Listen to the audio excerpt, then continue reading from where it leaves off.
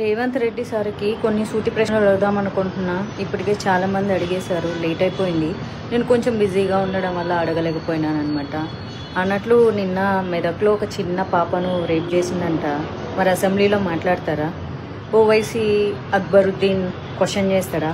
పసిపిల్ల, ఆడబిడ్డ, ప్రాణం, పాపం, అయ్యో అబ్బాస్ తప్పు చేశాడు, శిక్ష విధించండి, దీని మీద మీరేమంటారు రేవంత్ రెడ్డి జీ అని అడుగుతాడా?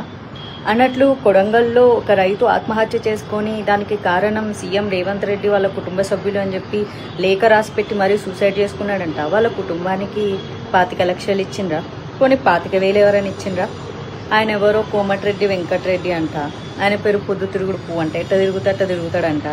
మరి మీరు ఆ రైతు ఇంటికి వెళ్ళి పరామర్శించి డబ్బులు ఇచ్చారా? అల్లు అర్జున్ చేసింది క్రైమ్ కాదు, ఆయనకు తెలియకుండా జరిగింది.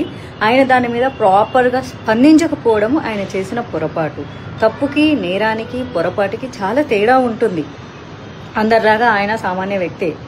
మీకు ఎలాంటి హక్కులు విధులు వర్తిస్తాయో ఆయనకి వర్తిస్తాయి. జరిగిన చిన్న పొరపాటుకి సినిమా ఇండస్ట్రీ మీద ఉక్కుపాదం మోపాలి. సినిమా ఇండస్ట్రీని రేవంత్ రెడ్డి కాళ్ళ కింద పెట్టుకోవాలి.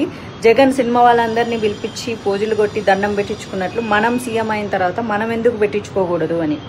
రేవంత్ రెడ్డి గారు, మీ ప్రయాణం అంతా చాలా బాగుంది, అందుకే కష్టపడి ఈ రోజు వరకు సీఎం అయ్యారు. జీవితంలో చాలా ఎన్నో సాధించారు. మరి ఎందుకు ఇప్పుడు ఇంత గలీజ్గా బిహేవ్ చేస్తున్నారు?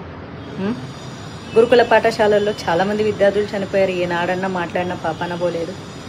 అందరికీ సమానంగా స్పందించండి, ఓకేనా? డైరెక్ట్గా బాధితులకు స్పందించకుండా సినిమా వాళ్ళ మీద పెత్తనం చెలాయించడానికి ఇప్పుడు దిల్ రాజును అడ్డం పెట్టుకొని పెత్తనం చెలాయించాలని చూస్తున్నారు కదా.